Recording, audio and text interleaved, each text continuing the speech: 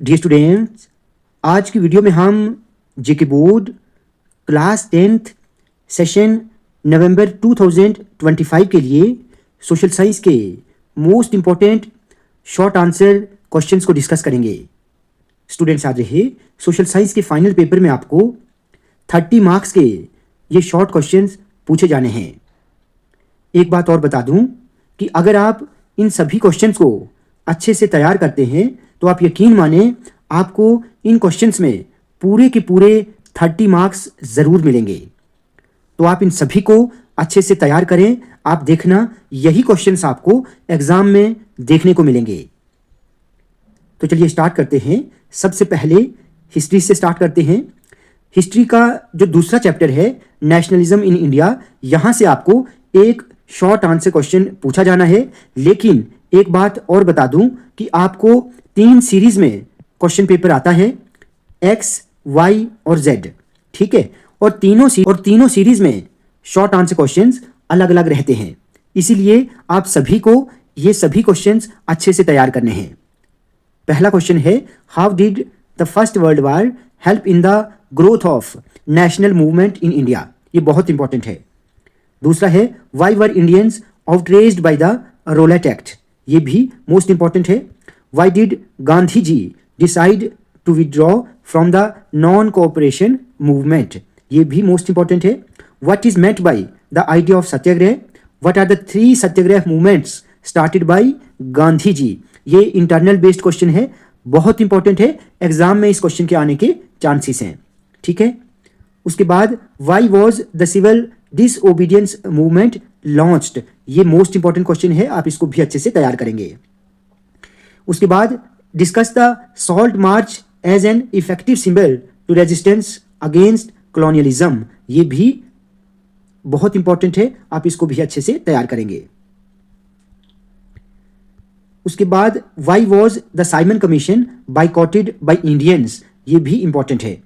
Right a note on Jallianwala Bagh massacre. ये भी important है, आप इसको भी तैयार करेंगे। उसके बाद 9th और 10th question, why is the growth of nationalism in the colonies linked to an anti colonial movement.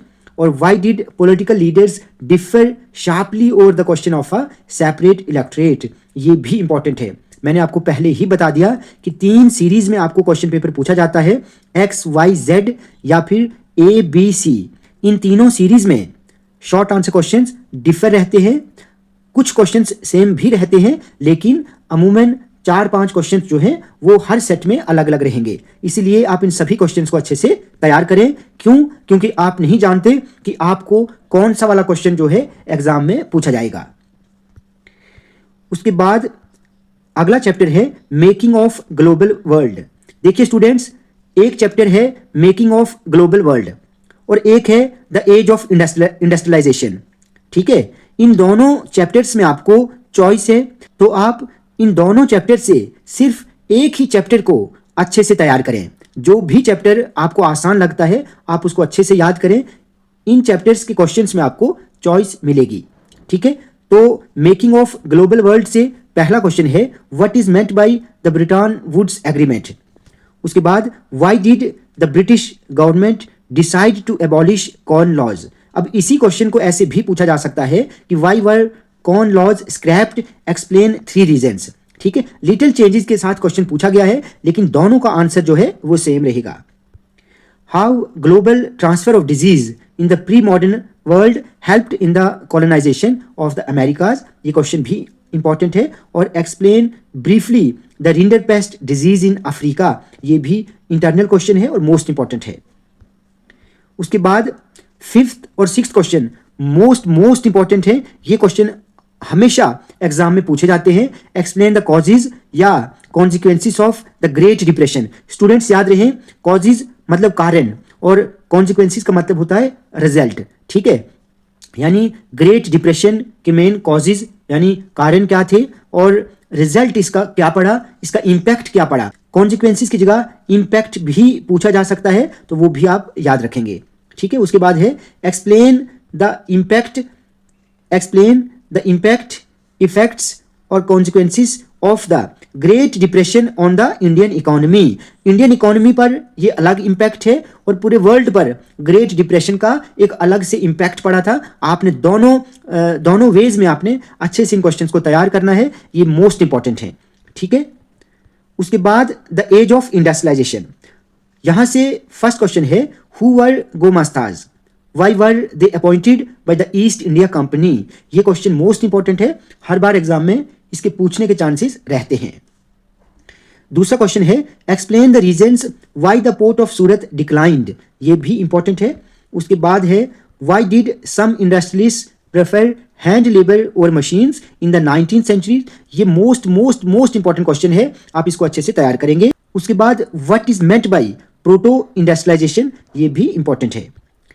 How did the East India Company procure regular supplies of cotton and silk textiles from the Indian viewers, ये important question है। Why did industrial production in India increase during the first world war, ये भी important है। मैं आपको बता चुका हूं कि तीनों सीरीज में शॉर्ट आंसर क्वेश्चंस अलग अलग हो सकते हैं, इसलिए आप इन सभी को अच्छे से तैयार करेंगे। उसके बाद एक और क्वेश्चन है why did the women workers in Britain attack the spinning jenny, ये भी एग्जाम में पूछा जा सकता है। ठीक है, तो कहने का मतलब ये है कि हिस्ट्री से सिर्फ इन 3 चैप्टर से आपको शॉर्ट आंसर क्वेश्चंस अच्छे से तैयार करने हैं। ठीक है, उसके बाद है पॉलिटिकल साइंस, पॉलिटिकल साइंस का दूसरा चैप्टर है फेडरलिज्म, तो यहां से आपको इन क्वेश्चन को अच्छे से तैयार करना है। What is federalism, what are the main features of federalism, main features की जगह कैरेक्टरिस्टिक्स भी पूछा जा सकता है, और कैरेक्टरिस्टिक्स और फीचर्स जो है ये सेम रहते हैं। ठीक है, दूसरा क्वेश्चन है define union list, state list and concurrent list, इन तीनों लिस्ट को आप अच्छे से तैयार करें। यूनियन लिस्ट में कौन कौन से सब्जेक्ट आते हैं, स्टेट में कौन कौन से सब्जेक्ट्स आते हैं, और कॉन्करेंट में कौन कौन से सब्जेक्ट्स आते हैं, तीनों के सब्जेक्ट्स आपको अच्छे से तैयार करने हैं। कम से कम इन तीनों के 4 सब्जेक्ट्स जो हैं वो आप अच्छे से तैयार करेंगे। ठीक है, उसके बाद the Indian federal system is quasi federal, examine the statement. ठीक है, इस क्वेश्चन को आप अच्छे से तैयार करेंगे, ये मोस्ट इंपॉर्टेंट है।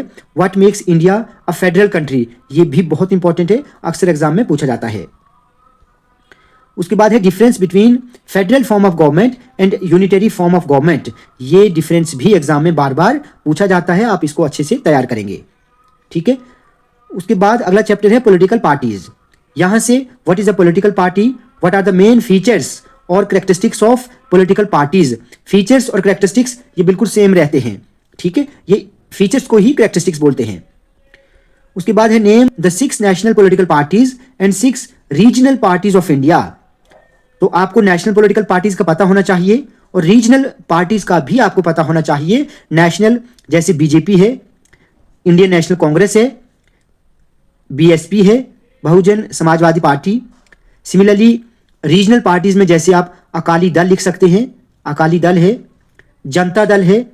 ठीक है, जम्मू कश्मीर की अगर हम बात करें तो आप नेशनल कॉन्फ्रेंस का नाम लिख सकते हैं, पीडीपी का नाम लिख सकते हैं। तो इन पार्टीज को आपने अच्छे से याद रखना है। उसके बाद what are the main functions of political parties, ये क्वेश्चन भी इंपॉर्टेंट है। What are the main challenges that political parties face in modern democracies, ये भी आप अच्छे से तैयार करेंगे। एक और क्वेश्चन बनता है what is a multi party system.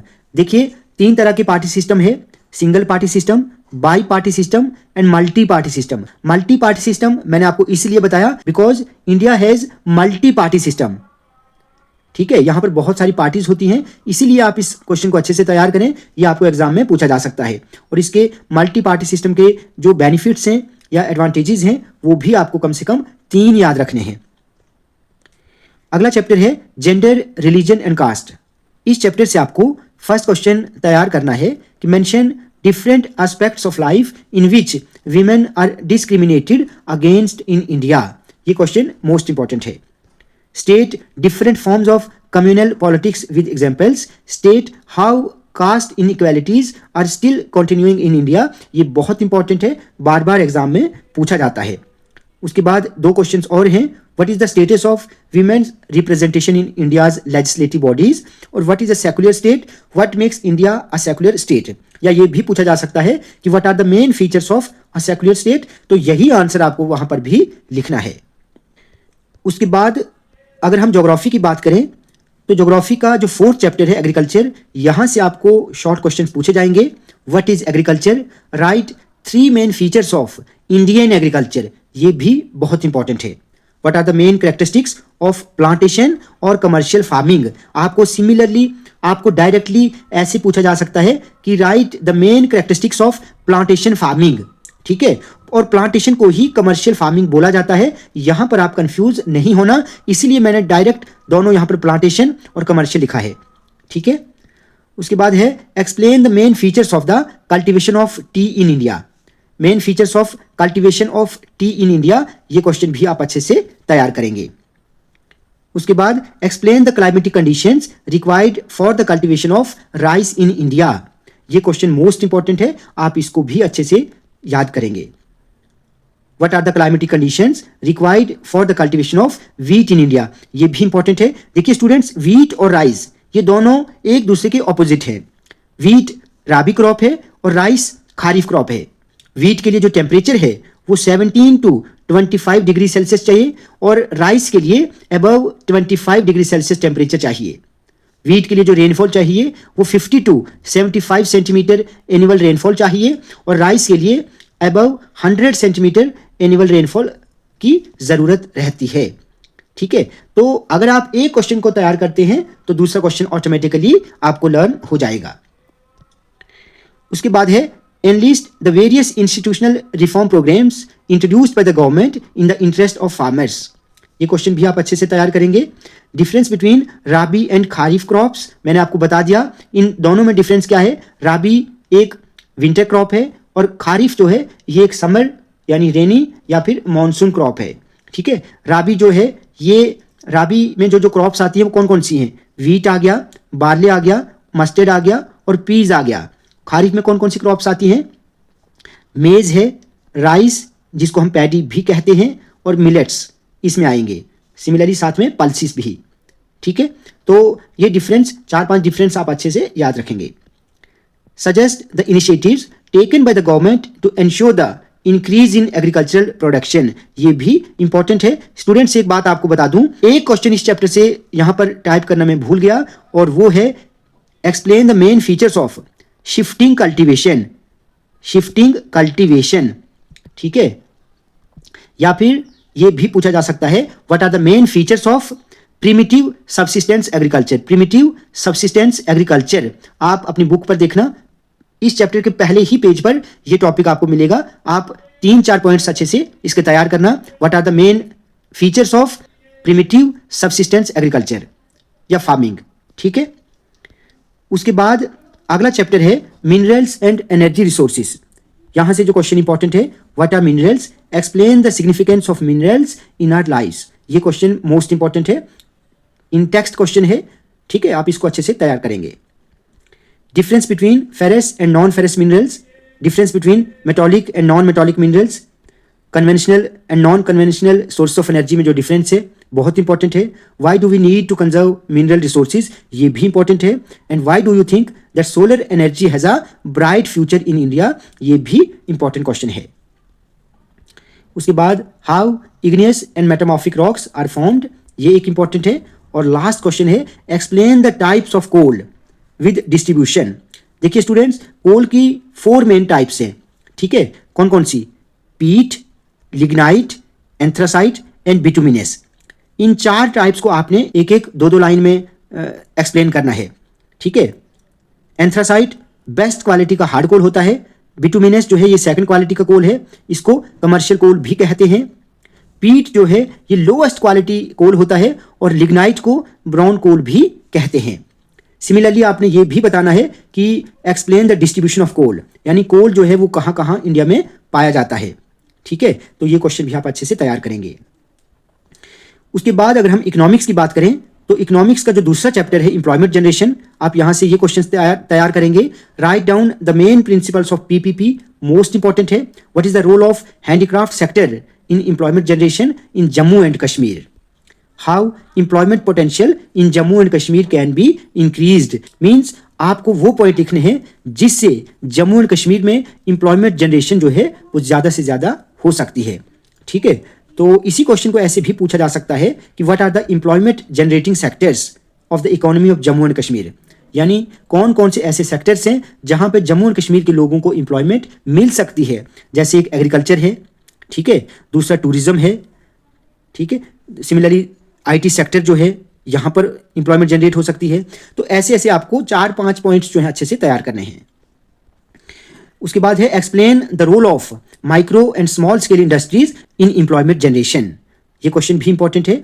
और लास्ट क्वेश्चन इस चैप्टर का इंपॉर्टेंट है, discuss the role of tourism in generating employment in Jammu and Kashmir. ये भी आप अच्छे से तैयार करेंगे। अब इकोनॉमिक्स का लास्ट चैप्टर है, प्रोटेक्टिंग आवरसेल्व्स फ्रॉम डिजास्टर। पहला ही क्वेश्चन बहुत इंपॉर्टेंट है, explain 3 degrees of burn. First degree burn होता है, सेकंड डिग्री बर्न होता है और थर्ड डिग्री बर्न होता है, ठीक है। तो आप इन तीनों बर्न को अच्छे से तैयार करेंगे, ये मोस्ट इंपॉर्टेंट है, जरूर एग्जाम में आपको पूछा जाएगा। What should be the approach to help a fire burn patient, ये मोस्ट इंपॉर्टेंट है। फर्स्ट एड किट जो होता है उसमें क्या क्या चीज़ें होनी चाहिए वो भी आप अच्छे से तैयार करेंगे, ठीक है, ये क्वेश्चन भी इंपॉर्टेंट है। व्हाट इज फर्स्ट एड और फर्स्ट एड के मेन ऑब्जेक्टिव्स क्या हैं, फर्स्ट एड क्या होता है और what are the main objectives of first aid. What should be the role of a community during a disaster, ये भी इंपॉर्टेंट है। Explain the role of the search and rescue team during a disaster, ये भी important question है, आप इसको भी अच्छे से तैयार करेंगे। उसके बाद है what equipment should be carried bye a rescuer, ये भी इंपॉर्टेंट है, आप इसको भी अच्छे से तैयार करेंगे। तो स्टूडेंट्स, आप इन सभी क्वेश्चंस को अच्छे से तैयार करें। आप यकीन माने कि यही क्वेश्चंस आपको एग्जाम में देखने को जरूर मिलेंगे। स्टूडेंट्स, आज की वीडियो आपको अच्छी लगी हो तो आप प्लीज इस वीडियो को ज्यादा से ज्यादा लाइक और शेयर करें और चैनल को सब्सक्राइब करना ना भूलें।